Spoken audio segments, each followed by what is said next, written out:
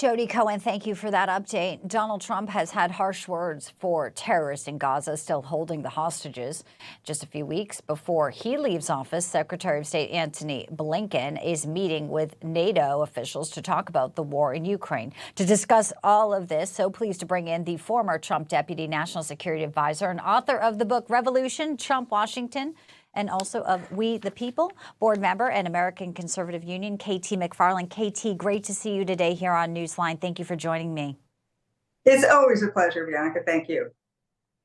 Well, let's talk a moment about this update now. So the battle in Syria is reigniting.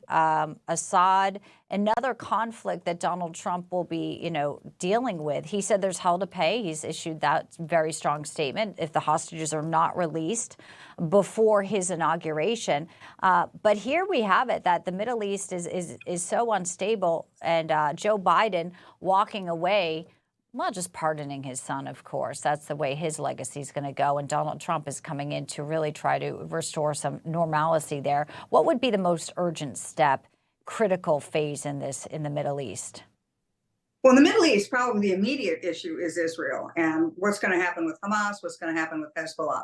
Is Israel going to be unleashed? The Biden administration has given Israel weapons to fight Hezbollah and Hamas, but it's always had restrictions on them. And it's always told Israel, well, don't do this, don't do that. Oh, you got to have a ceasefire. Oh, you got to have a deal. You got to concede this, that, and the other thing. And so far, Israel has. In some cases, they've done it. In other cases, they've not listened to the Biden administration at all. For example, when they went after Hamas and Hezbollah senior leadership. So if President Trump, and I've known it for a long time, Bianca, when he says the strong words that he said to Hamas, you better stop this war, you better release the hostages, you better release the Americans before I come into office or there'll be hell to pay. Donald Trump is fiercely protective of Americans. And if he comes into office and Hamas still has American terrorists, what might he do? Donald Trump may just say to Israel, instead of just having peace agreements and halfway solutions, just go wipe them out. Just go to Hamas, go to Hezbollah, and just take them off the face of the earth for once and for all. It's all connected, though. It really is. We know Secretary of State Antony Blinken's meeting with NATO leaders to discuss Ukraine. But here we have it. Moscow is now condemning external forces in this latest report, saying they are seeking to escalate violence in Syria. You've got the Ukrainian military intelligence saying Russia is going to send mercenaries to support troops in Damascus. So all of it is connected. And I do believe, as to what you just said, it is that they know Donald Trump is coming back. But in the meantime, that ceasefire seems to be holding on by a thread. More money going out the door for Ukraine as well.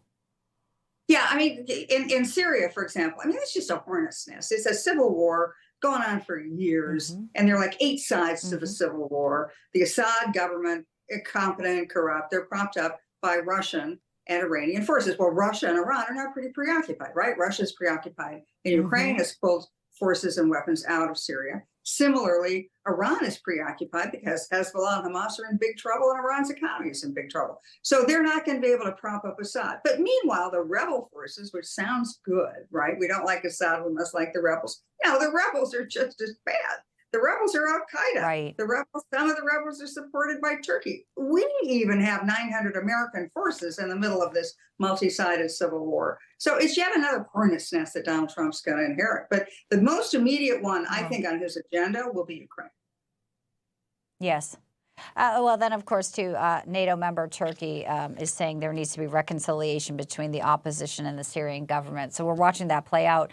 Real quickly, want to get your reaction to what we watched play out yesterday in South Korea. You had the President Yoon call for martial law, then a few hours later retract it. But there was, all of this, as you see here, the video, we all watched it in Seoul. The parliament was saying, no, we don't want martial law. Now he may be impeached.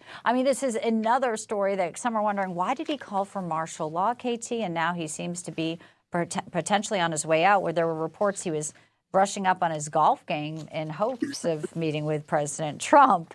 It was a very wild story and perplexing. To put a finer point on it, why do you think this went down this way? Well, look, this is the president of South Korea. He's unpopular. He's not doing a very good job.